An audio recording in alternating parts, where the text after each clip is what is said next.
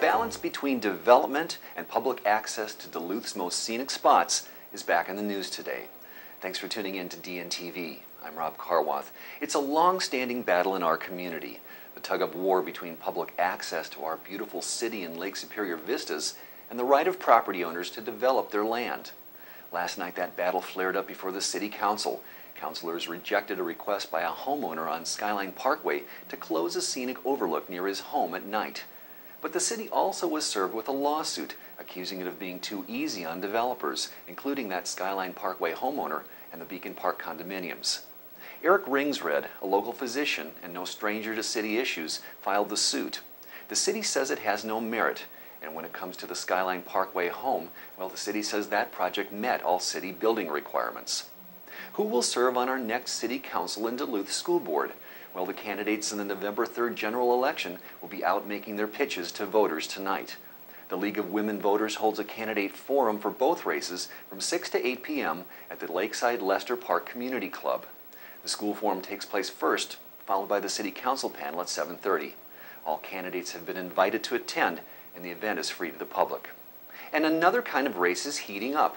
The Minnesota Twins and the Detroit Tigers battle today in a doubleheader that could change the look at the top of the American League Central Division. The Tigers lead the Twins by 2 games with only 7 left to play. As soon as those games conclude, we'll have the results right here on the website and see a complete report in Wednesday's print edition. He's from Duluth and has a familiar name, but tours of the African wilds are his game. We'll be back in a moment to talk to him. If I could tell you just one thing, it would be to take an active role in your health care. Be an active partner in your health care. Live a healthy lifestyle, because if you don't control your own health, it will control you.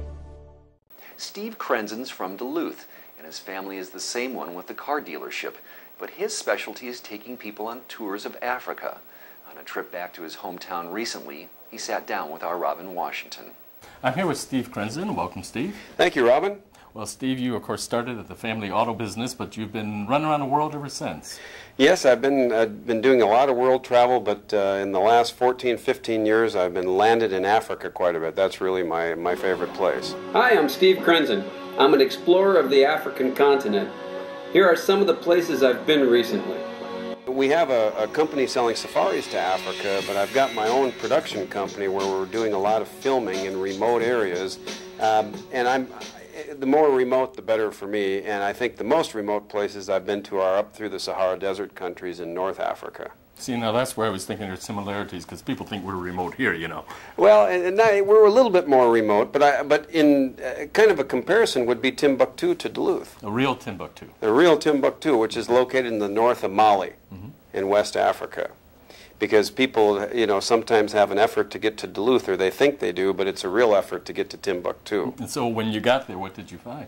The town itself, back in the 13th and 14th centuries, had universities, and so it was a real education center for scholars and wise men and such. So there's a lot of the old documents that are fascinating to look at. And today I understand it's a center of mining of some sort?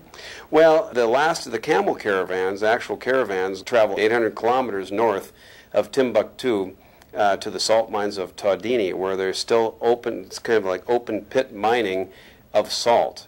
So then the caravans travel 16 days up and 16 days back to bring the salt to Timbuktu, where it's then distributed throughout West Africa. See, I knew something about this, and I was trying to draw a comparison once again, because Duluth, of course, takes all that mining stuff from the range and brings it out and distributes it to the whole world. That's right. It's very different looking, and everything there is done by hand, whereas up in our area here, it's done with machine. So what else has been what's the most fascinating thing you've seen? Well, I think that Timbuktu itself is a really fascinating place because most people don't think it exists, and it takes, there's one flight that maybe you get up there, a couple times a week if they decide to run it. Otherwise, it's a 2-day trip up there. But I think for me, wherever I travel in Africa, it's really the people. Fascinating people with a little bit more of a calmer lifestyle than we have here in the United States. So it's nice to be around them because it's, I calm down myself and take in, the culture and the scenery, and it's fun to talk to the elders because they have the old wisdom that has been passed down to them. Cool. Well, it's great to have you back. Thanks very much. I appreciate you having me. Thanks for joining us. That's the latest, but click back here to DuluthNewsTribune.com for updates 24/7.